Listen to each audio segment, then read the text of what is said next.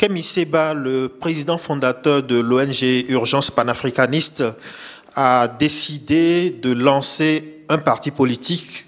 C'est l'ONG Urgence panafricaniste qui devient de fait le parti politique qu'il a appelé Parti panafricain béninois.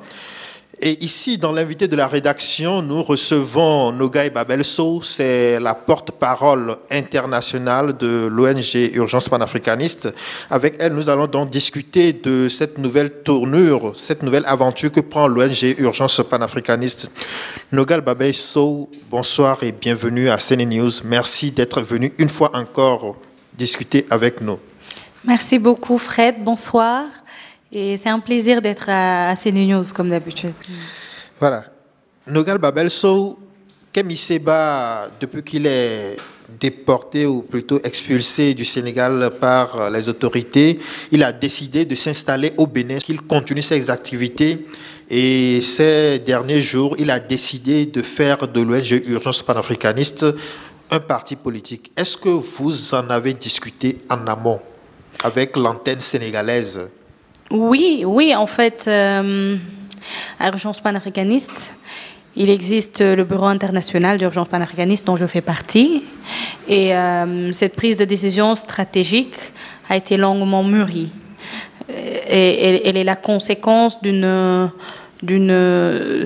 va dire, d'une démission panafricaniste de l'élite politique béninoise qui, à un moment donné, n'a jamais ressenti, il faut le dire ainsi, n'a jamais ressenti le besoin de mettre les questions de souveraineté au cœur de la politique au Bénin. Raison pour laquelle, après une certaine réflexion, on a jugé nécessaire qu'il fallait mettre en place au Bénin, où se trouve le président de l'ONG Urgence panafricaniste, qui reste une ONG, qui n'est pas encore un parti politique. Mais dans qui le reste, incessamment, qui aspire même à postuler à des élections municipales, a dit le président fondateur. Oui. S'il s'agit du Bénin, il existe au Bénin le Parti panafricaniste béninois, qui, comme vous l'avez très bien dit, est exactement la représentation actuelle de l'urgence panafricaniste au Bénin.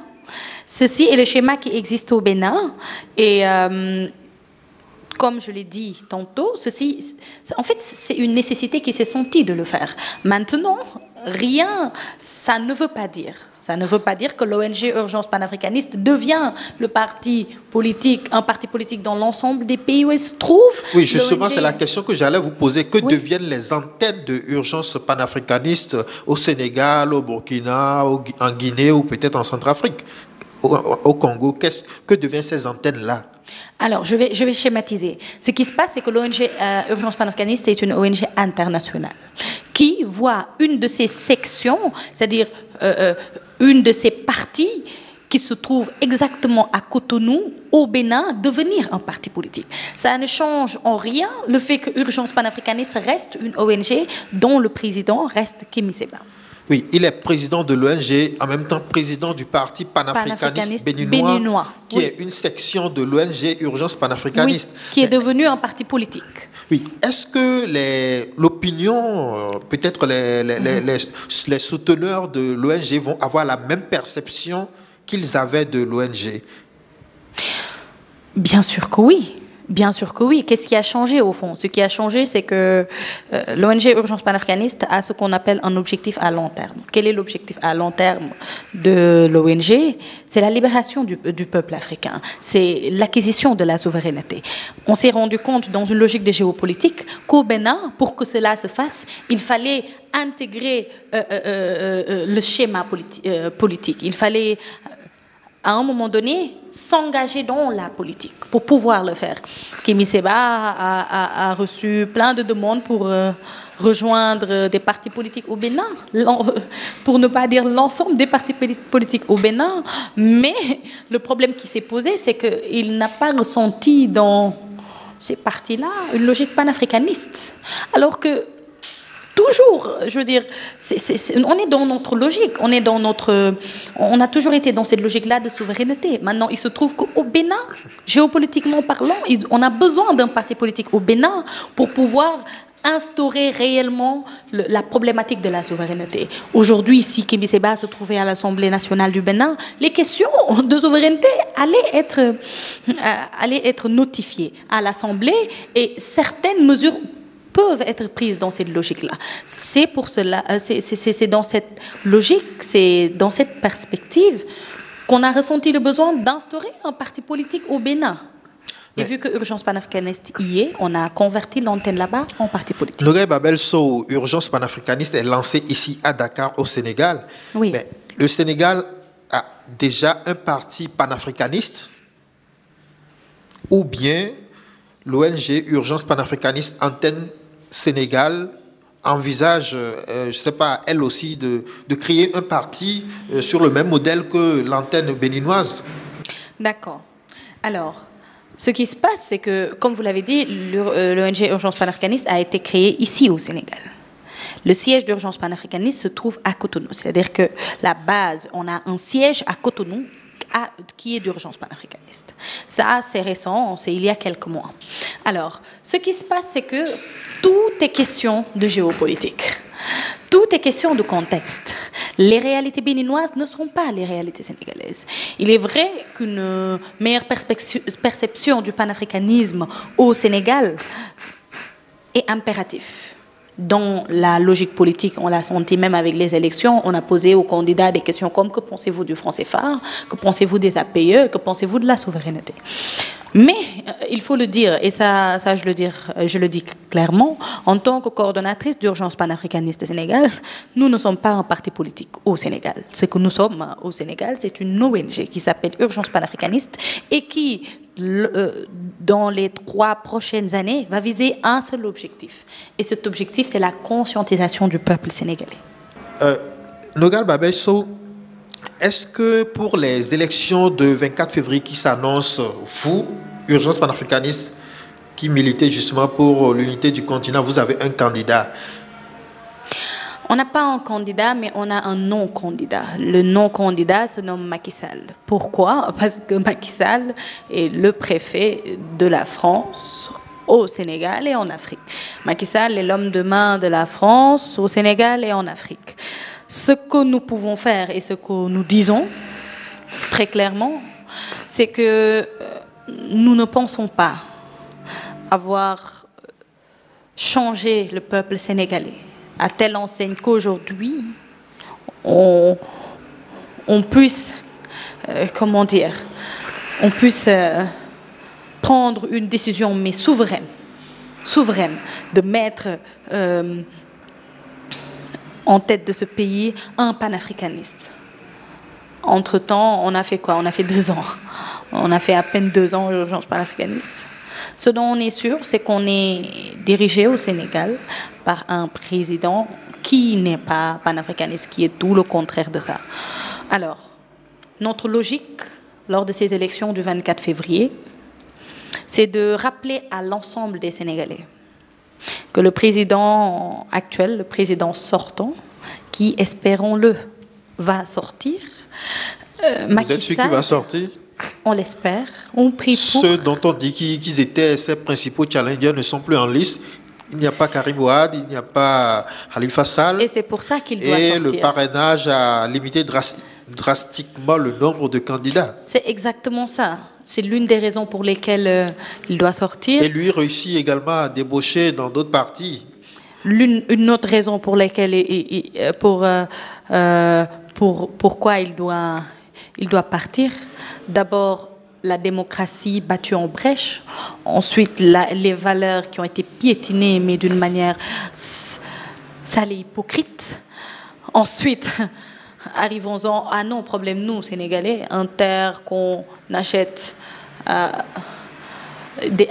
un chiffre indécent par rapport aux terres du Nigeria, qui fait 2 fois plus de kilomètres que le nôtre et qui coûte 2 fois moins cher que le nôtre. Il y a ça, il y a le fait qu'on a un président qui le dit et qui le répète, que la France est son ami, parce que la France lui donne des desserts. On a un président qui pense que le franc CFA est une bonne monnaie. Il a quand même le PSE qui est en train de réaliser des projets dans le pays, non? Le PSE son Sénégal, programme de développement. le PSE Sénégal, et quand vous verrez peut-être le PSE Côte d'Ivoire, le PSE Cameroun, je ne sais pas, il y a combien de PSE en Afrique? Oui, ce sont des programmes de développement qui sont mis en œuvre un peu qui ont partout été rédigés dans par des qui, pays qui ont été africains. mis en place par qui? On a actuellement, à la tête de la colonie française qui est le Sénégal, on a le préfet Macky Sall qui, je pense, devra bouger si on veut avoir une quelconque dignité. C'est ce qu'il nous faudrait. Maintenant, moi, je vous dis très sérieusement, géopolitiquement parlant, je ne sais pas s'il va partir ou pas. Je l'espère, mais je ne sais pas. Alors, qu'il parte ou pas, ce qui devra être fait sera fait. C'est-à-dire que la conscientisation, que les gens se rendent compte de la manière dont ils sont manipulés, et que les gens se rendent compte de la manière dont l'Occident, mais dont la France nous pille. J'ai écouté récemment que je salue déjà, hein, la grande figure italienne, le leader des 5 étoiles. Il s'appelle Luigi Di Maio. Mario, le leader de Cinque Stelle. Exactement. Et c'est le parti. Il semble que Kemi Seba l'a rencontré. Oui. C'était quand, dans quel contexte? C'est le parti vraiment imposant de l'extrême droite en Italie. Ça, beaucoup de gens l'oublient. Nous avons rencontré le directeur de cabinet de Mario. Bon, je dis nous, Urgence panafricaniste l'a rencontré en la personne de Kemi Seba. Et on a eu à lui parler, à lui expliquer comment la France pille. Ça, c'est récemment, c'est en septembre 2018 qu'on l'a rencontré. On a eu à lui expliquer comment la France pille. Il a été réceptif à votre message? Il a été attentif. Après sa sortie, on comprend qu'il a été réceptif. C'est quoi sa sortie? Que dit-il en substance? Il dit clairement que la France ne cesse de piller l'Afrique, que la France devrait arrêter parce qu'après, tout leur retombe dessus. Et il demande solennellement à l'Union européenne de faire d'abord un constat et de prendre des mesures par rapport à ça. Et moi, je pense que ce qu'a fait Mario, non seulement c'est bien, c'est à encourager, mais c'est à copier. C'est à copier. Le reste de l'Europe doit pouvoir prendre exemple sur Mario et comprendre que l'Afrique, actuellement, soit elle se relève, soit tout le monde crève. Nogaye Babelso, je vous remercie d'être venu à cet entretien. Alors, donc si on résume, c'est que Urgence panafricaniste Bénin est devenu un parti politique, mais les antennes qui sont dans d'autres pays comme au Sénégal restent l'ONG Urgence panafricaniste. Est-ce que tout de même les idées que va porter ce parti politique que devient Urgence panafricaniste Bénin, ces idées-là vont être les mêmes que Urgence panafricaniste a toujours portées dans les autres pays? Bien sûr, l'idée c'est la souveraineté. La grande idée qu'il faut retenir, la plus grande d'entre elles et la plus importante, c'est la souveraineté de notre peuple. Maintenant, il y a une autre chose que je voulais dire par rapport aux élections au Sénégal que j'ai oublié. Oui. L'indécence maintenant est marquée au Sénégal. Personnellement, j'ai reçu des offres de plusieurs partis politiques qui m'ont demandé, juste pour nous asseoir, discuter de l'avenir du Sénégal. Il y a un parti, vous le devinerez certainement, je ne citerai pas le nom, qui m'a proposé 400 millions pour qu'on se pose et pour parler. C'est-à-dire qu'on en est arrivé au stade 400 millions pour que? Pour qu'on se pose, disent-ils, et pour parler... À l'ONG? Non. Urgence panafricaniste ou bien à vous, personnellement? Je ne sais pas si... Peut-être qu'il est possible de faire une division. Pour qu'on parle, disent-ils, de l'avenir du Sénégal, parce qu'à ce qu'il paraît, mes idées sont intéressantes. Alors, il faut arrêter d'insulter l'intelligence des gens. Tout le monde n'a pas un prix. Tout le monde n'a pas un prix. Les Sénégalais aujourd'hui... Vous voyez ça comme une tentative de corruption? Oui, et c'est lâche. et c'est très lâche, surtout de la part de ceux qui doivent donner l'exemple. Et c'est ça qui est lâche, en fait. Alors, ça, c'est un cri de cœur très bien essayé. Ça, c'est un cri de cœur que je vais envoyer à l'ensemble des jeunes. Je suis en train de... Et là, je comprends. Là, je comprends. Parce que quand on appelle un jeune qui, en fait, je veux dire, qui est dans un pays, qui se bat pour des idées et qu'on lui propose de l'argent pour rejoindre un parti. Beaucoup d'argent. Là, beaucoup d'argent. Je veux dire, 400 millions, attendez, c'est pas une petite chose, vous voyez ce que je veux dire? Et qu'on demande à cette personne-là, entre guillemets, de renoncer, parce qu'on ne vous le dit pas, mais on n'a pas besoin d'être un génie pour comprendre que quand on va vers les salles, on ne peut plus revenir vers les gens propres. Alors, vu qu'on ne peut plus refaire des pourris, on va demander à ceux qui ne le sont pas encore de faire gaffe. Alors, à cette jeunesse, 400 millions, c'est rien. 1 milliard, c'est rien. Il y a des choses qu'on ne peut pas acheter. Il y a des choses qui n'ont pas de prix. Et ces choses-là, c'est l'ambition. C'est l'ambition de pouvoir sortir les gens de là où ils sont. Je disais que ces choses-là, c'est les principes des gens. Et peu importe ce qu'on vous propose, peu importe comment on vous le propose, dites non. Parce que la chose qui appartient à l'homme noir, à l'homme africain, c'est de pouvoir dire non quand il n'est pas d'accord. Vous vous êtes senti humilié de cette proposition-là? Je ne me suis pas seulement sentie humiliée. En fait, je me suis sentie... C'est comme si j'avais un prix. Je me suis sentie avec une étiquette dans le dos, comme le vêtement là que je porte. Et ce que les jeunes doivent comprendre aujourd'hui, après je me suis mise à la place de beaucoup de gens et j'ai compris que parfois il nous arrive, nous, de critiquer beaucoup de gens, pas moi personnellement, mais nous les jeunes, de dire non, c'est des lâches, mais je veux dire, c'est pas évident de dire non face à certaines choses. C'est les propositions qui ne doivent pas exister. Mais vu qu'elles existent déjà, la résistance doit exister. Et elle doit persister. Vos idées dérangent particulièrement ce parti-là? Bien sûr. C'est un jeune parti ou bien c'est un parti anciennement installé? Quand on est contre la souveraineté, quand on est contre la démocratie, quand on est contre la liberté de l'homme, parce qu'on est quelqu'un qui se couche, on est un soumis, c'est normal. C'est normal que les idées je ne vais même pas dire des gens bien, mais des gens de principe nous dérangent. Alors, tout ce que j'ai à dire, tout ce que je veux dire dans tout ça, c'est que je n'ai pas la possibilité d'aller parler à chaque jeune, de lui dire « tu vaux plus que ça, mais vous valez plus que ça ». Cela fait combien de temps que cela est arrivé? Ce dont je vous parle, ça fait à peine 2 mois. À peine 2 mois. Oui, c'est fin décembre. On est en janvier, non? C'est à peine 1 mois. Donc, l'idée, c'est que vous fondiez Urgence panafricaniste dans ce parti-là? Non, on m'a dit un truc simple, c'est-à-dire que... Que vous arrêtiez? Non. Votre combat. On m'a dit de venir m'asseoir avec quelqu'un pour qui je n'ai aucun respect,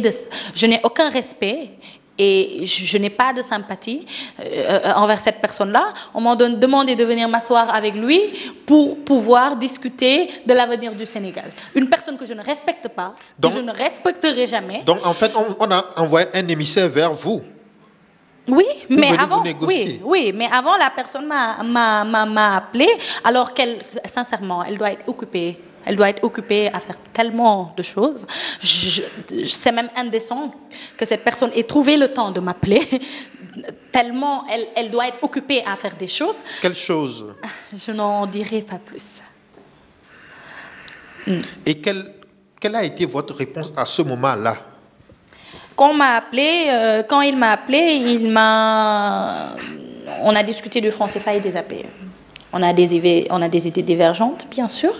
Et il m'a encouragée, il m'a félicité. Il a dit qu'il voyait tout ce que je faisais et que c'était une fierté pour le Sénégal d'avoir une championne d'Afrique dans ce pays, d'avoir une championne internationale. Ça, c'est au téléphone? Oui, au téléphone. Et récemment, c'était le 3 janvier, on m'a appelé pour la veille déjà de mon anniversaire, pour me dire que cette personne qui m'avait appelé voulait qu'on se pose pour discuter de l'avenir du pays. Alors que vraiment, moi je parle lingala, lui il parle chinois. Sincèrement, on ne se comprendra jamais. Lingala au Sénégal? Oui. Chinois au Sénégal? Bon, Nogaï Babel Sow, je vous remercie.